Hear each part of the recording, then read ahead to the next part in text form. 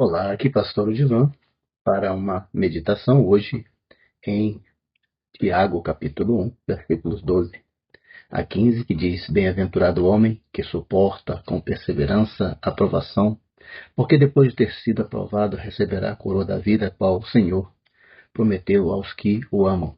Ninguém ao ser tentado diga: sou tentado por Deus, porque Deus não pode ser tentado pelo mal, e ele mesmo a ninguém tenta. Ao contrário, cada um é tentado pela sua própria cobiça, quando esta o atrai e seduz. Então, a cobiça, depois de haver concebido, dá à luz o pecado, e o pecado, uma vez consumado, gera a morte.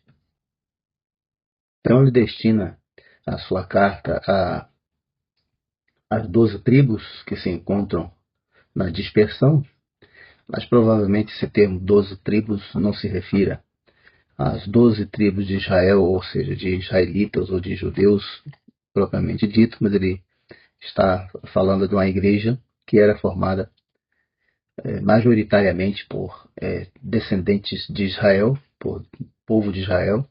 Assim nasceu a igreja, primeiramente. Talvez eu esteja descrevendo a esses. Mas, de qualquer forma, são conselhos. Ele apresenta na sua epístola conselhos sábios, práticos para a vida, bem no estilo do Antigo Testamento, da sabedoria do Antigo Testamento. E a coisa que a gente vai tirar, então, proveitos para a nossa vida, que ele, nos versículos que lemos, ele fala sobre duas coisas, a aprovação e a tentação.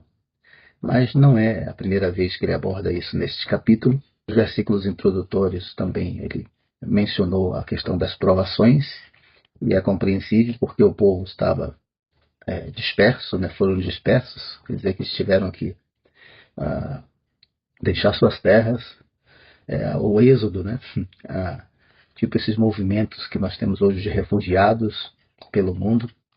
Então, eles tiveram que deixar suas terras, foram embora para outros lugares e então estão recebendo conselhos de como lidar com essa situação onde eles estavam.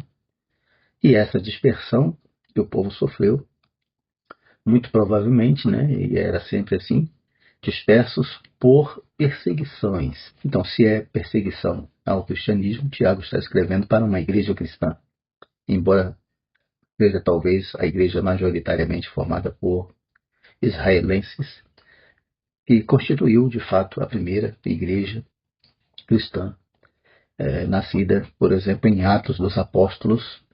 Ali estavam eles reunidos quando o Espírito Santo foi derramado sobre eles por ordem do Senhor Jesus. Então, ele está escrevendo a esses que estão dispersos pelo mundo por causa de perseguição e que com certeza estavam sofrendo a perda da sua terra, a saudade do seu povo, das suas coisas que deixaram para trás. Isso não é bom. E então, agora eles precisavam encarar isso com perseverança. Ele diz, no versículo 3, a aprovação da vossa fé, uma vez confirmada, produz perseverança. E a perseverança deve ter a sua ação completa, ou seja, as provações que vêm devem nos aperfeiçoar. Resumindo aqui as ideias, né?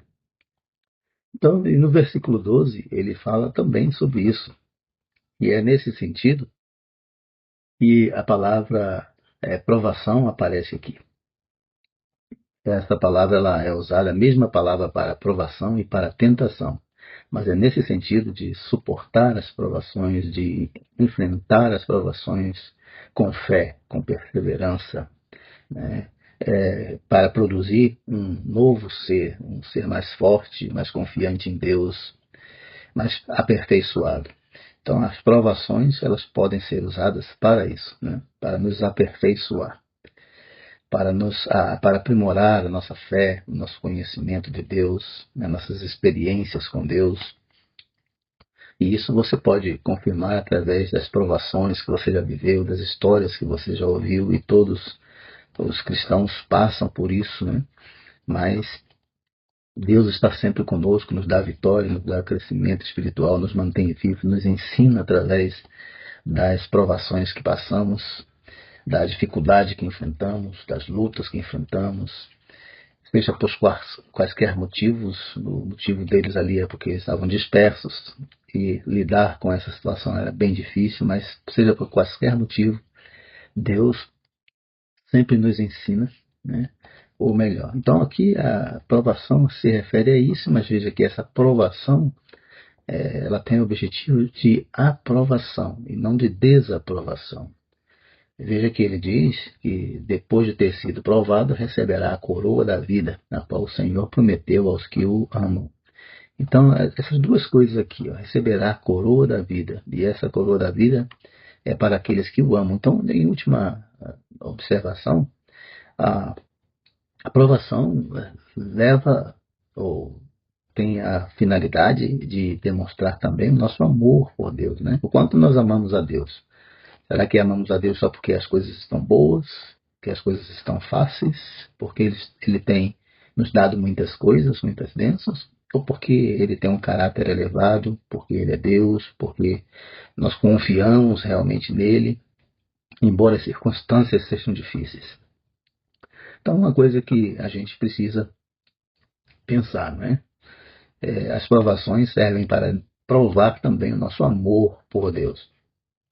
Então, a aprovação é algo que vem de fora, é externo a nós, perseguição, enfermidades, qualquer coisa pode ser usado como provação, até mesmo o assédio do inimigo, né, pode ser considerado provação, mas visa a nossa aprovação e não a nossa reprovação. Deus quer que nós sejamos aprovados. Se pudermos tomar como exemplo aqui a história de Jó, né? Que passou por muitas provações e até tentações, mas venceu todas elas e por fim foi premiado por Deus. Esse é um exemplo, talvez até Tiago estivesse lembrando desse exemplo, e outros que também, né, tiveram suas provações, suas dificuldades na vida. Vamos contar também as histórias de Abraão, de Moisés. Nós vamos ver que em todos os momentos eles passaram por dificuldades, obstáculos, mas mantiveram a fé. Então, um exemplo para nós é que às vezes nós passamos por provações diversas e devemos manter a nossa fé e o nosso amor pelo nosso Deus. Outra coisa, outro sentido da palavra aprovação aqui é a tentação. Veja que ele diz: ninguém ao ser tentado diga sou tentado por Deus, porque Deus não pode ser tentado pelo mal e ele mesmo a ninguém tenta. Ao contrário, cada um é tentado pela sua própria cobiça, quando esta o atrai e seduz. Então, alguém poderia pensar, bom, Deus criou todas as coisas, então todas as coisas vêm de Deus e a tentação também vem de Deus. Mas não é bem assim. Tiago responde a essa pergunta dizendo o seguinte: ninguém diga sou tentado por Deus. Deus ninguém tenta. E ele mesmo não é tentado pelo mal. Então, de onde vêm as tentações, pastor Tiago? Vem no versículo 14. Cada um é tentado pela sua própria cobiça, quando esta o atrai e o seduz. Então aqui, no sentido da palavra que é usado anteriormente para aprovação, aqui é usado para tentação, e ela parte de dentro de nós. É a cobiça, é o pecado agindo dentro de nós, que nos impulsiona. Nós temos uma compulsão por pecar. E ninguém precisa ensinar pecado para ninguém. O menino, a menina já nasce sabendo pecar e muito bem. Então, é uma coisa natural, já nasce conosco. Desde que Adão pecou é assim. Todo mundo já nasce pecador. E o único remédio para tratar disso é nos apegando em Deus e confiando em Deus, amando a Deus, suportando as provações com perseverança, paciência, para no final recebermos a coroa da vida. Não tem outro jeito. Mas o pecado ele age dentro de nós e é ele que promove dentro de nós a tentação para fazer o que é errado, para fazer aquilo que a lei proíbe, aquilo que os mandamentos proíbem, para fazer aquilo que vai nos matar. Porque ele diz aqui no final das contas, se por um lado a provação lá para a ser aprovado produz a vida, recebe a coroa da vida. Agora, a tentação que parte de dentro de nós, ela vai produzir a morte, diz o versículo 15. Então a cobiça, depois de haver concebido, dá à luz o pecado, e o pecado, uma vez consumado, gera a morte. E essa morte é uma tristeza, uma separação de Deus, que é eterna, no caso da morte, né? A morte eterna é a condenação no julgamento de Deus para uma vida sem Deus, numa prisão perpétua. Então é bom pensar nisso também, né?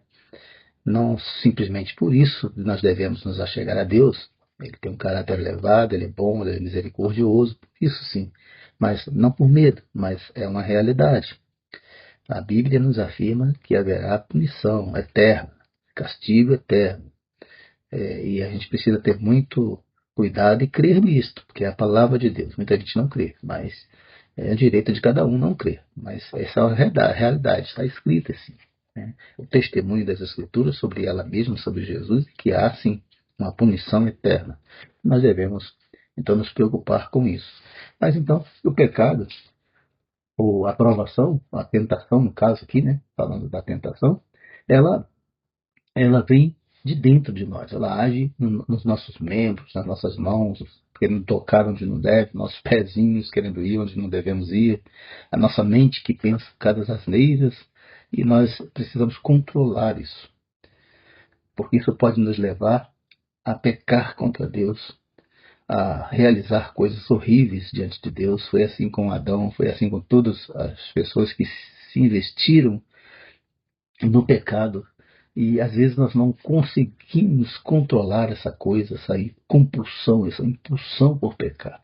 Mas Deus coloca à nossa disposição recursos para nos livrarmos desse pecar. Né? E nós devemos nos utilizar desses recursos, que é a palavra de Deus, a oração, a confissão de pecados, o arrependimento sincero. São recursos que Deus aceita para a nossa transformação. Então ninguém, ao ser tentado, diga que essa tentação veio de Deus, ou que Deus quer que isso aconteça com a sua vida. Não, Deus quer que você resista à tentação. É tipo o que Pedro disse para os pastores mais jovens, na primeira epístola, no capítulo 5, ele diz: resistir ao diabo. Da mesma forma, devemos resistir à tentação que vem sobre nós. E para resistir a essa tentação, nós precisamos de Deus. Nós não podemos fazer sozinhos, não é verdade? Agora, essa palavra também, ela, no sentido grego, né, da língua grega, ela tem sentido de alguém que está caçando ou pescando. Talvez a ideia melhor seja isso, né? Como aquela pessoa que lança o anzol com a isca. Então, o pecado ou a tentação, ela produz isso dentro de nós. Nos faz ver uma coisa atrativa, nos faz pensar uma coisa que parece sempre boa, né? Mas que no final das contas quer nos fisgar com o anzol e quer nos prender. E esse é o sentido da palavra seduzir aqui, né? Essa ideia de fisgar alguém com o anzol. Então, esse é o sentido da palavra aqui para o versículo 14, para a cobiça, que diz que essa nos atrai e seduz. Essa expressão significa isso, né? Fisgar com um anzol. Fomos atraídos. A propaganda do pecado foi tão grande que nos atraiu e nós caímos. É assim que sempre acontece. Desse jeito, desde o princípio. Foi assim que a serpente enganou Eva. E Eva enganou a Adão. E ambos caíram e foram separados de Deus, perderam a alegria de estar com Deus. Tiveram que se esconder. E é assim até hoje. O ser humano está se escondendo até hoje. Então, começa com essa cobiça, com esse anzol. Eu me lembrei de uma história que eu ouvi, não sei se é verídica a história, mas serve como ilustração disso que estamos falando. Que os caçadores na África, a certa altura da jornada pela selva, eles acabavam a água. Então eles queriam saber na selva onde tinha água boa para beber. E andar todo o território, né, procurando água, não seria muito prudente saber a direção de onde estavam indo realmente, se estavam indo na direção da água ou não. Então eles capturavam o macaco. Se tinha macacos, capturavam o macaco. E como eles faziam para capturar o macaco? Caixote com um orifício que dava para enfiar a mão aberta. Uma banana lá no fundo, onde o macaco só podia pegar a banana. Mas quando ele pegava, fechava a mão com a banana e queria tirar, já não passava mais pelo orifício. Ele era conta de passar com a mão aberta. Com a mão fechada não passava. Entretanto, o macaco ele não conseguia soltar a banana. Ele gostava tanto daquela banana, estava pensando tanto em comer aquela banana, e não conseguia soltar a banana para tirar a mão. Era só ele soltar e conseguia tirar a mão, estava livre de novo, mas ele não soltava. E que tinha que segurar a banana. Assim, muitas pessoas também se curam no pecado com toda a força. Aquela crença errada de que o pecado é bom, vai nos dar satisfação, alegria, mas é tudo momentâneo, tudo passageiro, tudo tão breve. É como uma banana que se come logo acaba e às vezes nem consegue pegar direito, né? Pega mal, não consegue nem usufruir, só segurou, mas não consegue te alimentar e você fica segurando aquele pecado a vida inteira, aquela coisa, cultivando aquela perturbação, aquela tentação na sua cabeça, você fazia o que é errado e não consegue soltar. Então muitas vezes acontece isso conosco, nos agarramos a coisas que nos prendem, nos apegamos a vícios, nos apegamos a crimes, nos apegamos a maus hábitos morais, indecentes, porque não conseguimos, estamos tão apegados a isso, é tão fascinante, mas isso nos mata. O pecado mata.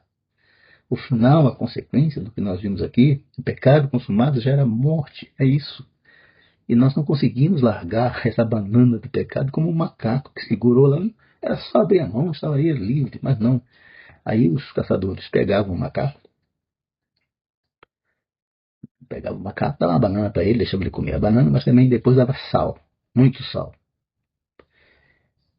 E para quê? Para depois soltar o macaco. Ele ia desesperado para onde tinha água, então era só seguir o macaco que encontrava água.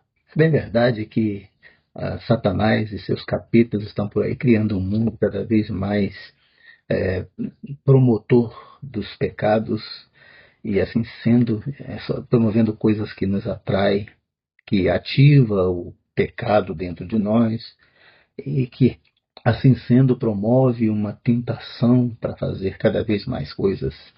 E aí muitas coisas, muitas vitrines de propagandas do mal para nos fisgar, para nos, como um anzol, fisgar, ou como uma rede lançada para pescar, para nos prender.